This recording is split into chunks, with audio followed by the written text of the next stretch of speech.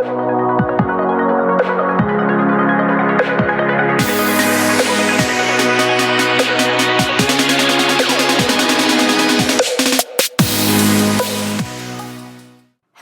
everybody. Welcome back to the Evolving Bitch podcast. This is episode 2. How exciting. All right, so I just want to start off by saying thank you so much to everybody that tuned in to the first episode and the introduction. I got some really good feedback, and that just makes it so much more enjoyable for me is when I feel like I am really reaching people, and that's my goal is to, reach people. So that's great. We're doing that. So this episode, just want to start that by saying thank you so much. Now let's get into it. Episode 2. I don't understand. I hear this phrase all of the time, especially when I was really just starting to open up to people about what I was going through. It was more reassuring to me when someone would admit, hey, I'm sorry, I don't understand what you're going through, but I'll be here for you when you need me, kind of thing. A lot of people don't understand what it's like to go through the things that you go through when you're struggling with mental illness, and that's totally normal. You just honestly don't share the same brain as other people or the same mindset, and that's totally normal. But I just felt that it was necessary to kind of talk about it. There's some right things to do, and there's some very wrong things to do when you have a friend or a loved one kind of reaching out to you, confiding in you, and sharing these feelings with you. There's definitely a lot of wrong things to say, and that's kind of what I want to talk about in this episode. Just this past week here, I was having a conversation with a really good girlfriend of mine, and she brought up a lot of really interesting points that just really resonated with me, and I just felt like if I have the ability to, educate a little bit more people on the situation, then why not, right?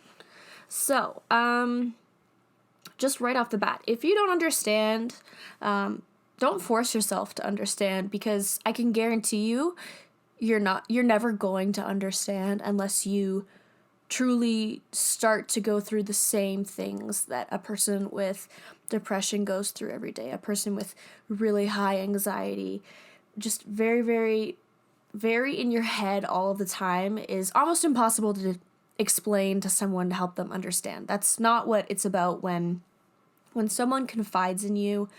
I'm not confiding in you because I want you to feel what I feel. I'm reaching out simply because I need another branch of support in my life, and you are that person for me.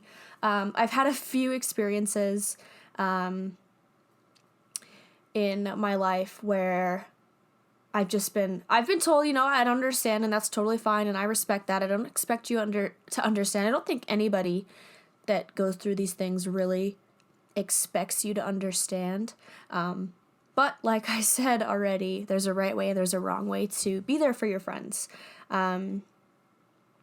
Let's see. I have some key points here. So, what not to say to someone when you don't understand. This one irks me a little bit.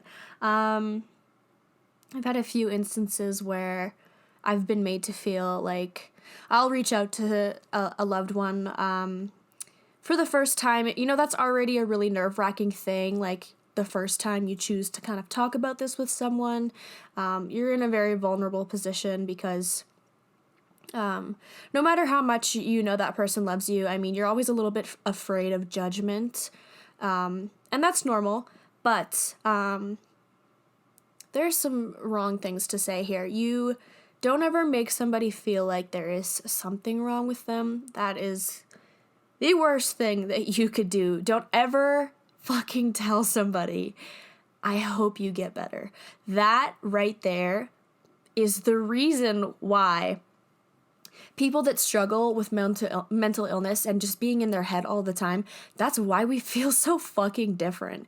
Is because people that don't understand make you feel like there is something wrong with you and like, I can't wait for you to get better and figure it out, you know? And maybe it never will get better, and maybe I never will figure it out. And I don't need to, because you know what? Like, this is who I am. I feel things a little bit harder than you do, and that makes me human. I'm not different because I get stressed out about going to the grocery store. That's fucking normal. I mean, it's different than a lot of other people, but that doesn't mean that we're not this, like, that there's something wrong with us. So, yeah, you never say, I hope you get better. Never fucking say, I'm sorry to hear that. Like, I've reached out to someone before and they legitimately said, like, oh, I'm very sorry to hear that. Why? I'm not, like, sick. I think that just something that really, really, really bothers me about the whole cloud around mental illness, and a part of the reason why I never spoke up when I first started going through these things was honestly just because I felt like people were gonna feel bad for me and feel different for me, even though, like, I'm still the same person. I'll always be myself, even though I'm in my head like 90% of the time. That doesn't make you a different person. Yeah, you just, if someone, let me give you the perfect example. Say I approach you, we're really good friends, and you've never really seen that side of me that kind of shuts down and doesn't want to talk anymore, just really shuts down. And this is my first time opening up to you, and I look over to you and I say, Karen, I'm just using the name Karen, that just popped into my head. I say, Karen, I would really like to just kind of share with you some things that I've been going through, just simply because I need another branch of support in my life. Ideally, I would hope that Karen would say, whatever you need, like, I'm here for you. I'll listen.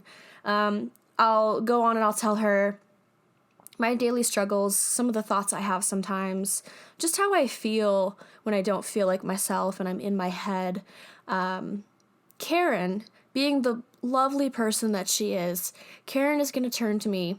She's going to rest her hand on my leg and she's going to say, I'm here for you. I might not understand what you're going through, but you can always talk to me. I'm always here for you, and I love you. For you, you're no different. You know what I mean? That shit never fucking happens. Other than, like, I obviously have some very, very supportive people in my life. My family was very, very supportive. They admitted they don't understand. That's normal. But they never, ever made me feel like I was different and, like, that there was something wrong with me, which is how it should be.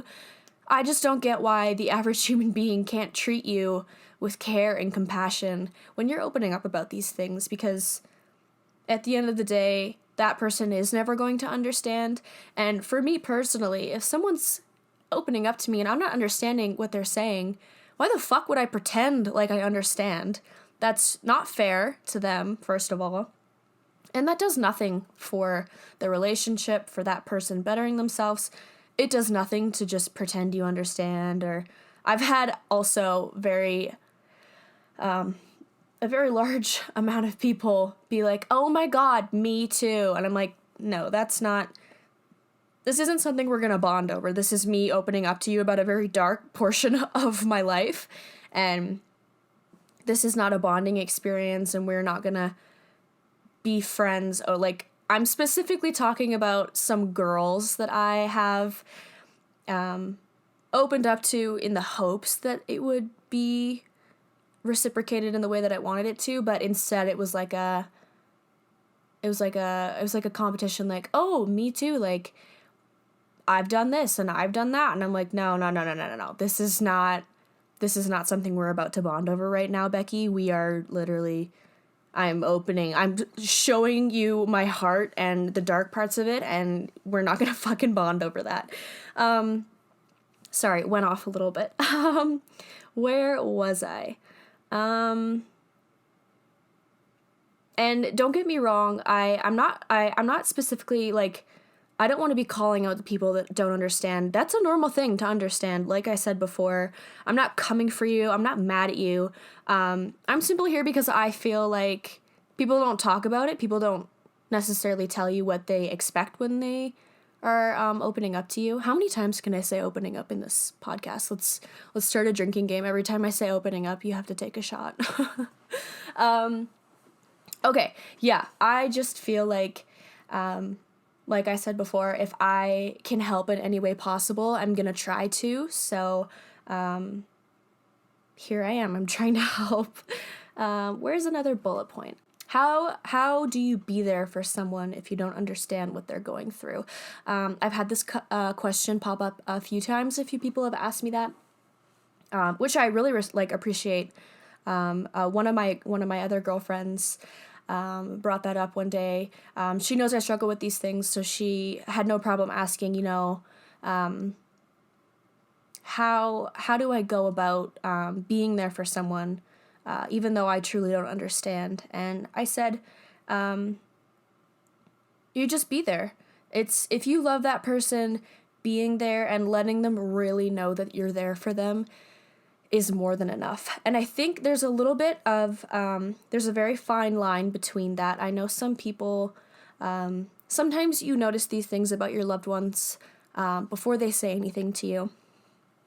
And that's great, good for you for, picking up on those things. But by no means does that mean that you can say something to them. You have to be patient. That person, when they are ready to speak to you, they will come to you. I remember talking to someone, I can't remember who it was, and they were like, I think I'm going to say something. And I was like, heavens, no. Like, there's no way in hell that it is your place to approach somebody and what the fuck are you going to say to them? Hey, I think you're depressed. Let's talk. No. When that person is ready, they will talk to you, unless it's a situation where it's a very unsafe situation for them to be alone and they need that support. Obviously, then that's when you can phone a helpline or reach out to their parents. But each situation is a little bit different, and if you're paying attention, you'll know when it's right and when it's not right. But yeah, being there for someone you don't understand. This is a tough one because I think everybody's obviously different in the way that they handle these things. But say you're in a relationship with someone, your partner's going through these things, and you just don't understand. You just love them for who they are. That doesn't make them different. For me personally, just having the feeling of knowing that my family just loves me unconditionally and would never judge me for the way my mind works put me at ease. I think a lot of the time, when you struggle with these things, you don't, I'm not going to say you don't feel loved, but at the same time, you're so worried that you'll be judged and seen in a different light. And that's why, we tend to not open up. There it is again. Open up, take a shot. Unconditional love. I very strongly believe that love conquers all if it's the right kind of love, and you'll know. And just love that person. They need some extra love in their lives, depending on what they're going through. Just a lot of the time, honestly, just sitting there and listening and not saying a fucking word is the absolute best. I can't tell you how many times I wish that I could just sit there and unload all of my feelings and anxiety about the day to someone, and they would just sit there and they would listen and they would be interested in the conversation, and at the end of the conversation, do you feel better? Because so often for me, what helps me is actually talking about that stuff. Like I said in the first episode, I'm stubborn as hell. I keep everything pent up, which is, again, the worst thing to do. Don't do that. But just talking, honestly, talk to yourself in your room. Literally what I'm doing right now, I'm talking to myself in my room, and I always feel so much better after a podcast because I just feel like these thoughts, sometimes if you don't address a thought in your head, one, it's either going to linger for a long time, or two, it'll fade away and then it'll pop back up and you'll be a little bit more anxious about it the second time and, repeat the cycle, it pops up again. I don't allow myself to ponder on a thought for more than 5 minutes. I gave myself that time limit because, one, I'm a huge overthinker. It's my specialty. I could literally overthink about like a fucking bag of Cheetos. I would stress myself out over a bag of Cheetos, even though I love Cheetos. Besides the point. You have a thought. Here's an example. A thought comes to your mind, whether that be a positive or a negative thought. There is 2 ways that you can take that thought. You can take it as a lesson. First of all, acknowledge the thought, always. Find out whether it is a positive or a negative thought. And then choose your pathway. You are either going to accept that this thought has come to your mind, think about it, which pathway are you going to take, positive or negative, and what are you going to learn from it? Are you going to let that thought go, take what you needed from it, and never think of it again? Or are you going to kind of ignore it and be like, oh, okay, well, I'll just save that I'll save you for later. I'll come back to you. No, that's never a good idea. Thoughts pop into your head for a reason. Think about it, ponder on it, 5 minutes tops, you guys. That's literally all you need to just process it. Like, if I'm overthinking something, I will literally write down the thought. I'll like do like a little, like, I call them like brain bubbles. I'll just like write it down in my journal, brain bubble, write down the thought, positive, negative, what am I learning from it, what am I taking from it, and what am I leaving, kind of thing. And that has honestly helped me tremendously when it comes to that stuff. And honestly, if you're on the other end of the spectrum and you don't go through these things, this is like also just a very good like life thing to do, especially if you're one of your loved ones has recently opened up to you. You can write that stuff down and think about it. You can try your best to figure it out. Guaranteed you won't, but it's the thought that counts, right? Support means that you're actively trying to be there, and you know what I mean. Okay, next point. I think I kind of briefly talked about this. Feeling like you're different. My entire life, I've felt like an outsider. I've just always felt different. I've always felt like, I don't know how to explain it. I've just always felt different. It was hard for me to kind of fit in with a certain group of people, and I kind of always blamed myself for that. I was like, oh God, why can't I just be better? Why can't I just like be that like person that I want to be, kind of thing? And I think that's because, like I said, there's this massive bubble around mental illness where we're made to feel different. Like, first of all, I'm going to get into this a little bit later on, but the fact that we have to pay, like, I don't know what your therapist is like. My fucking therapist is like $200 an hour. That shit is not cheap. Why do I have to pay a crazy price, like as if it's a luxury to have these struggles? Like, ooh, I'm going to a nice doctor. I get to sit in this comfy couch, talk to you for, like, no. This is not a luxury. This should not be $200 to get help for something that you can't help. Like, that's the way you are, and that's fine. But the fact that you have to pay so much money to get anywhere just absolutely blows my mind. But anyways, like I said, I'll get into that a little bit later on. I just want you to remember, when you're feeling like you don't fit in and you're not normal, just remember that you were born to feel things a little bit harder than the average person. And I mean, like I said before, everybody's a little bit different. Everybody interprets things very, very differently. But there's a large group of us that feel emotions a lot harder than the average person. And honestly, I used to just fucking hate that, and I would be so, I'm like, God, why can't I just like get over this? Like, it's not that big of a thing. But I'm actually like, I've learned to love it. I'm thankful that I do feel as hard as I feel, because I learned so many lessons from my feelings. I learned so many lessons from being anxious. I learned so many things from struggling with depression and coming out on top. I learned so many things from overthinking. I play out every single scenario in my head, and yeah, it stresses me the fuck out, but at least I thought about it. At least I know what I'm getting into. I'm keeping myself safe in everyday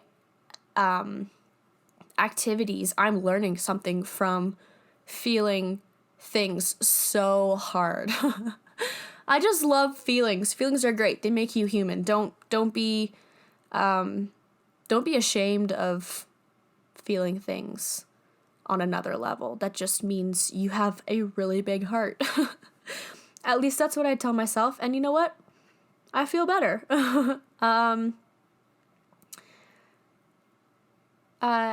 This next point here, I just want you to start telling yourself that it's okay to be anxious about the small things. It just means you care. Like, so I can't remember who said that to me. But I was like, oh my God, like, I'm having a lot of anxiety about this. And they were like, that's okay. It means you care. And you know what? They said it like that to me too. Like, I wish I could remember who exactly it was, but me, I'm like freaking out. I'm like, oh my God, like my hands are all clammy. And they look at me and they're like, it's okay. Like, just remember, it means you care. And it's important to care about things. And I was like, I took a step, I just kind of stopped for a minute, and I was like, holy shit, you're so right. Like, I do care. I care so much about a lot of things, and that's healthy to a point. Like, one, you shouldn't give a fuck about what people think about you. That's not where I care so much. I care about the thoughts that I have. I care that my mind is telling me something and that I'm listening to it. You know what I mean? Sorry, that got super deep right there. But yeah, start telling yourself it's okay to be anxious about the small things. Like, I used to be, you guys, I'm still kind of like this. Sometimes I get so anxious to go to the grocery store. I don't know what the fuck it is.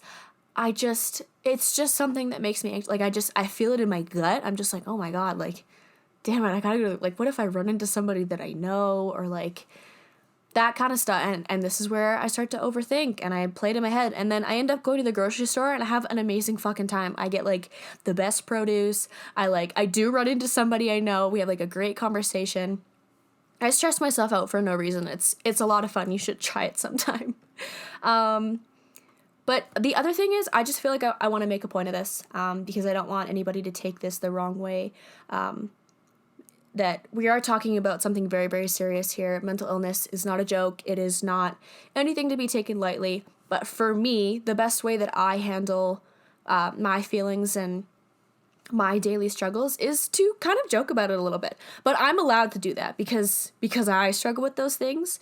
And if that helps me, I'm allowed to do that. But I don't want anybody to think that like I'm not taking this seriously, because I do crack the occasional joke. You know what? Life is short. Laugh a little. You have to laugh at yourself. Do you know how many times I crack a joke and laugh at myself? Like, if you can't laugh at yourself, other people aren't going to laugh at you. Like, you eat shit on the street on a public crossing, laugh it off. Don't be embarrassed. You have to laugh it off. It's the best medicine. I'll tell you that much.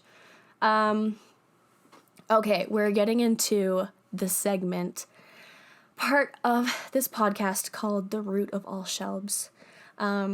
This is, if you haven't listened to the podcast before, this is where I'm going to relate personally. I'm going to get very, very personal and share some of the experiences that I've gone through. So let's get into it. Sadly, for quite some time, I really let my anxiety control everything in my life. And looking back, I feel like I didn't enjoy things as much as I should have at that age, because I let that like evil monster take over everything, and a lot of the time I wouldn't enjoy the little things, or I wasn't appreciating of the fact that I struggle with anxiety. I appreciate it now. That's a really good way to kind of stop beating yourself up about it. At least for me, I know for the longest time I was like, oh God, like, why are you like this? But I appreciate it now. I'm thankful that I feel the things that I feel, and I have the struggles that I have, because like I said, I'm always learning from myself. But yeah, I let my anxiety take control over me. I don't remember what movie it is, but there's like, maybe it's like a TV show, like a That's So Raven episode. And she's got like an angel of herself on her right shoulder and like the devil version of herself on her left. And that's something that stuck with me at a super young age. And I've always just like seen it that way. Like on the right side is like my angel, and then like on the left side is like the demon that like, and they like argue at each other. I'm just explaining to you so you can like get it in your mind. Maybe it'll work for you. But I like fight with that. I used to fight with that demon all the time, and I'd be so mad at it. But at the same time, I'm like, okay, you're here for a reason. You're trying to tell me something. You're teaching me something, and yeah, it might suck at the beginning, but there's always, no matter how shitty the situation is, there's always going to be a lesson learned. And I find that the best lessons come from the bad experiences, because that really put me in a mindset to appreciate that stuff instead of dwelling on it and being like, oh my God, why did this happen to me, kind of thing. Yeah, I just, envision that in your head. It might help you, it might not help you, but that's what I do. My anxiety really, really started in high school. This is where we're about to get into it. I had I'm not going to say two separate lives, but the high school that I went to, and the dance studio that I grew up at, were two different groups of people. I didn't really hang out with much people from my high school. All of my really, really close friends were always like on my dance team. And if you're a dancer, you're going to relate to this next level. The girls and guys that you dance with at your studio, like, those are your people. Like, I remember always being like, oh, no, I'm hanging out with my dance friends. Like, I would call them my dance friends, or, like, my studio friends. Dance friends just hit different. They hold a different, like, spot in my heart. Well, some of them. I'm not going to say all of them.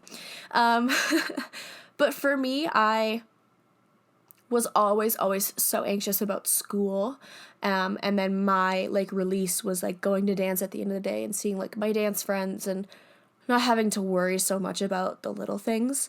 But for me, high school was not a very fun experience. And you know what, I'm not going to get too much into this right now, because I am actually going to have a specific episode dedicated to my high school experience.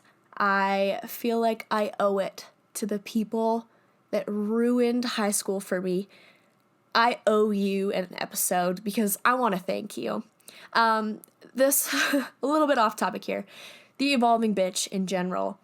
I was a little bit worried that the word bitch would be a little too aggressive, but you know what? Sometimes in life you have to be a bitch, because people are not going to be nice to you. They're going to want to tear you down. They want to see you fail. And if you can be nice, kill them with kindness a little bit, but at the same time, when you feel like you're strong enough, you need to bring out that bitch, call those people out, otherwise they're never going to learn their lesson. So, yeah, this evolving bitch is the new me. I'm not afraid to call people out. If you're listening to this, you know exactly who you are. Yes, you should be worried, because I don't hold back. I blame. I don't like to press blame. I've said this before. I'm really good with taking personal responsibility in a lot of situations in my life, but if you can tell right now, I just got my voice is like jittery. Even just talking about high school stresses me out. It gives me anxiety. I literally have anxiety right now. Okay, I need to take a breath. So yes, I will have an episode specifically for high school. So stay tuned for that one. That one's going to be a fun one. You're going to want to listen to that one. But okay, we got a little bit off topic there. Yeah, high school. Anxiety, dance. I always just felt so safe at dance. And then eventually my anxiety got so bad at school that it started affecting me, like wanting to go to dance later, or like my mindset while I was at dance. And it just, I think I held on to that for so long that it's been affecting me at dance, and that breaks my heart because that's always been my escape. And I let myself get so in my head that I just like couldn't let go of the things that like happened at school during the day, and it would affect me all through the night till the next day. And it was just like this like vicious cycle with myself where I was in such a negative mindset. I was like, all right, another day at school. What's gonna happen today? Who's gonna fucking make me feel like shit today? Which is, oh my god, it's such a bad mindset to be in. But I'm no longer like that, which is good. But yeah, I just, like, you guys, the smallest things. And the point of me telling you guys about all of this stuff is that one, it's easier for me to talk about this stuff and like open up about it because I feel like it's easier for me to let go of. And two, I know that there's other people out there that have gone through the exact same bullshit as me, but we don't talk about it. I get it. For the longest time, I was kind of scared to talk about it. I was like, is it pointless now? Like, has it lost its purpose? Absolutely not. You have people ruin shit for you, and if you're still thinking about it now and you graduated high school several years ago, talk about it. Call those people out. I don't hold back from that shit, and I don't think you should either. Yeah. Okay, let's talk about how hard you are on yourself with your anxiety. Let me make you feel better about yourself. Let me give you a couple of examples of things that give me anxiety. One, the grocery store. Super awesome. Two, when my phone rings. I get like immediate anxiety as soon as my phone rings, or having to phone people. Like if I have to like phone and like talk to someone I've never talked to before, I get like super bad anxiety about it, and I like literally have to sit there and like build myself up, like I'm like, Shelby, like, don't be a bitch, don't be, like, you can do this, what's the worst that could happen, like, something bad happens, like, you just hang up the phone, I don't know, just, like, stuff like that, I get so anxious about. What's another thing I'm, like, get super anxious about? Oh my god, outfits. Ladies and gentlemen, I love fashion. I love to, like, put together things in my mind and like test them out, and I like to wear like a good like I like to feel good about myself, like even if I'm wearing like a new pair of like shoes, something like that, and I feel powerful. But as soon as I start to get ready to leave the house, I'm like second guessing myself. I'm like, okay, I'm super overdressed, somebody's gonna say something to me, people are gonna stare, like I need to take it off. And honestly, I used to always just change my outfit. I would feel so good. Then I would look at myself in the mirror and I'd be like, that little demon on my left shoulder, it would be like, take it off. Take it off. Like, people are going to say something. And I was like, I would get like anxiety about looking good in an outfit and going out. That's so fucked up. But hey, that's who I am. Like, I'm not ashamed of it. I'm just sharing these things because I know sometimes, like, other people share, like, their stuff with me, and honestly, sometimes it does make me feel a little bit better about the things that I get anxious about.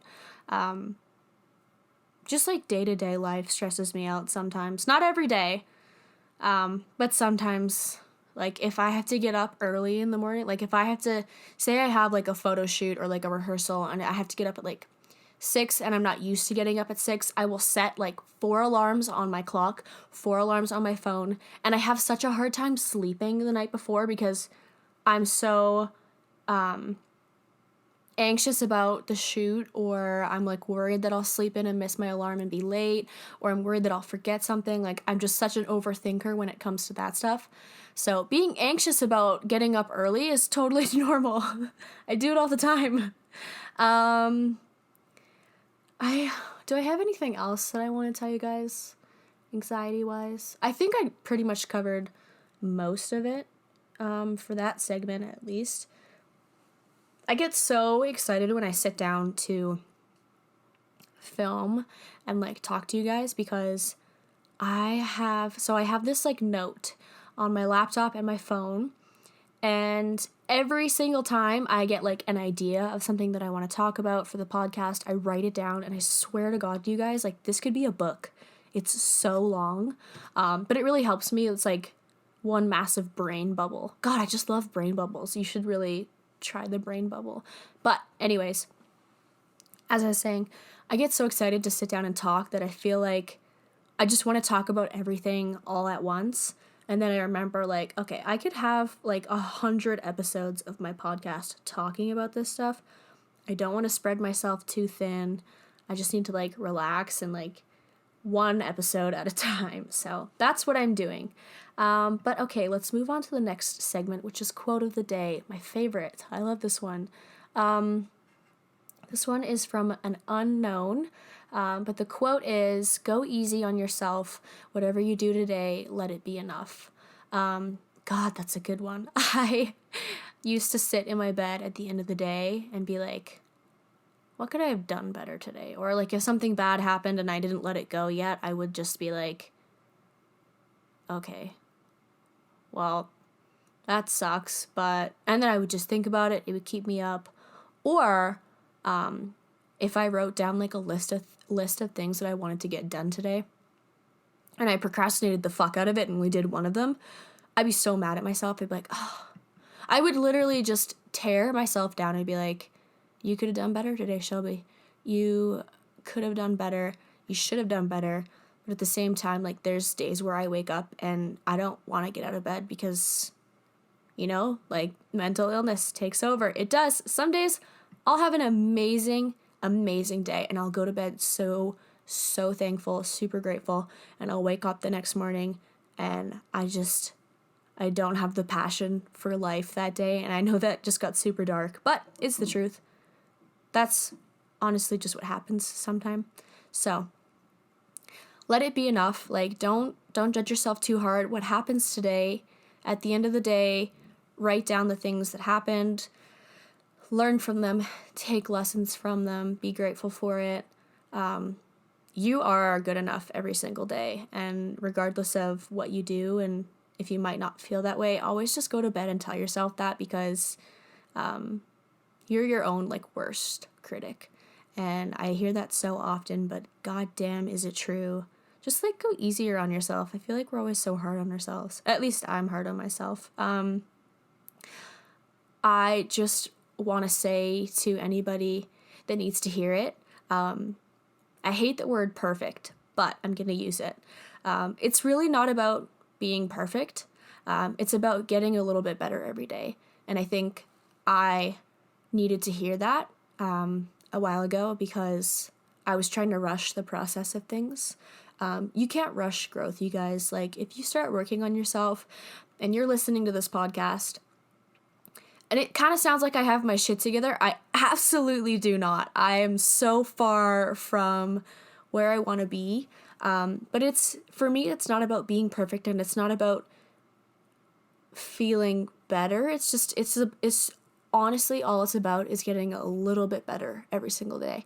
Practice makes perfect. Ew, I hate that word, but it's true. Practice really does make perfect. I think that's it. Oh my God. You know what blows my mind? Again, off topic, that I can sit here and talk, and then I look at the time on my recorder and it's like 40 minutes. And I'm like, holy shit, I can talk for 40 minutes. Like, I'm proud of myself. I'm like glad that I have that much to say. I just feel like I'm so thankful that I have this podcast and I have this platform to just like share. This is where I'm about to get like super like cheesy and like grateful for every single one of you listening to this. I always felt like I never had like a place to speak other than like dance, but it's a little bit different because I've always used my body to express my emotions. Excuse me. I have always, as a dancer, used my body to express emotions, and as that still helps me today, speaking about it is a lot different. So I am just so goddamn grateful that I have this like platform, and I feel like I actually have a voice for once in my life. I've always felt like all I ever was and all I was ever going to be was a dancer. And although that's great and I love being a dancer, I'm so much more than a dancer. I'm so much more than my art. I have passion. I have determination. I just have so much love to give, and I honestly, this is going to be so cheesy, but I feel like I just have this like flower inside of me that's like blooming, and I imagine it's like this beautiful like lily. Like those are my favorite flowers, so I'm obviously going to pick that, but it's blooming, and I just feel so thankful to be here and to talk to you guys about this stuff. And honestly, getting your guys' messages makes me feel so good. Like if I can be anything, be any kind of a voice for anybody, I just, yeah, I don't know. Super sappy. I love that. It's like 6:00 and I'm like gonna start crying. It's early for me to cry. But okay, let's wrap it up. I I don't have a glass of wine, not yet, I will later, but right now I am being a basic ass bitch, and I have a pumpkin spice latte. If you've never had a pumpkin spice latte, forget the stigma around it. Don't be like, oh my god, like, you're such a white girl, like, you drink pumpkin. No, absolutely not. Have you ever tried a pumpkin spice latte? This shit slaps. You need to try it. Anyways, grab your drink of choice, you guys, and let's cheers to evolving as per usual. Another episode on the podcast. I'm so excited.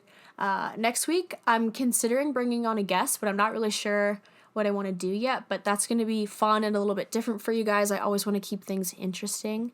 But yes, cheers to evolving. Again, thank you so much for being here today. I love you guys. Go easy on yourselves. Support your loved ones. Just listen. You don't have to understand. Just be there for them. You're all amazing. Again, thank you so much. You can follow me on all my social media platforms. They are all at Shelby Morso. And get ready for me to just, lay down some truth. Guys, we're so surface level right now. You have no idea. I love using that word, surface level.